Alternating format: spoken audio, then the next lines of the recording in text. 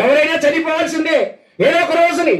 మరణానికి మర్యాద, చెప్పండి, మరణానికి ఏమి లేదు, మర్యాద లేదు. చిన్నవారని పెద్దవారని మరణానికి మర్యాద లేదు. మరణం అందరికి వస్తుంది. అయితే చనిపోయిన తర్వాత నువ్వు ఎక్కడికి వెళ్తావు అనేది ఇది చాలా ప్రాముఖ్యమైన విషయం. ఎంత చదువురైనా, ఎంత ఉద్యోగైనా, ఎంత రాజకీయవేత్త అయినా, ఎంత ధనవంతుడైనా, ఎంత పేదవాడైనా చనిపోతే నేను ఒక చోటకి పరలోక రాజ్యానికి వెళ్తానని నమ్మకము, విశ్వాసముని యేసుక్రీస్తు ప్రభుని సేవించే వారిగా ఉండాలి. ఈ లోకములో ధనవంతుడైనా, ఎంతటి కోటీశ్వరుడైనా, ఎంత రాజకీయవేత్త అయినా చనిపోతే, దేవుని నమ్మకుండా చనిపోతే వానికి నరకము తప్పదు, పాతాళము తప్పదు. అయితే నీ ధనము నిన్ను పరలోక రాజ్యం తీసుకెళ్ళదు.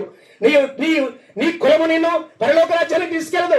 నీ రంగు నిన్ను పరలోక రాజ్యానికి తీసుకెళ్ళదు. నీ ఎత్తు నిన్ను పరలోక రాజ్యానికి, వైకుంఠానికి తీసుకెళ్ళదు. కానీ ఓ సోదరుడా, సహోదరి, యేసు ప్రభుని నమ్ముకుంటే నీకు పరలోక రాజ్యము ఉన్నది.